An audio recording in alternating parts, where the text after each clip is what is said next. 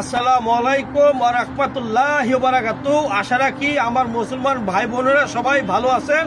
আমি নয়া মুসলিম খালেদ সাইফুল্লাহ আমার জীবনের কাহিনী নিয়ে আপনাদের সামনে হাজির হয়েছি। আমি একদিন আমার মা আমার সাথে দেখা করতে এসেছিল। আমার মা বলতেছে, বাবা তুই আমাদের ধর্মে চলে আয়, হিন্দু ধর্ম সত্য, মুসলমান ধর্ম সত্য। আমি বললাম তোমার ধর্ম যদি সত্য হয় তাহলে একটা মোমবাতি নিয়ে আসি। আমি একটা মোমবাতির দোকান থেকে কিনে নিয়ে এসে আগুন ধরিয়ে দিলাম। পরে বললাম, মা তোমার ধর্ম সত্য, আমার ধর্ম সত্য, তোমার কথাই।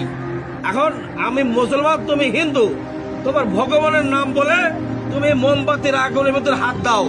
যদি তোমার হাত যদি না পড়ে আমি আজকে আমি ইসলাম ধর্ম বাদ দিয়ে আমি হিন্দু ধর্মে চলে যাব। আর আমি আমার আল্লাহ রব্বুল আলামিনের নাম বলে আগুনে হাত দেবো। যদি আমার হাত যদি না পড়ে তাহলে আমার ধর্ম সত্য, আর যদি আমার হাত যদি পড়ে যায় তাহলে আমি ইসলাম ধর্ম বাদ দিয়ে তোমার ধর্মে আমি চলে যাব।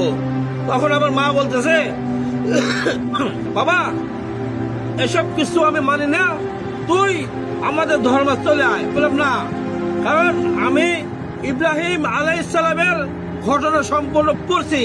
তখন ইব্রাহিম আলাইহিস সালামের ঘটনা শোনার পরে আমার ঈমান আলহামদুলিল্লাহ অনেক শক্ত হয়েছে। তখন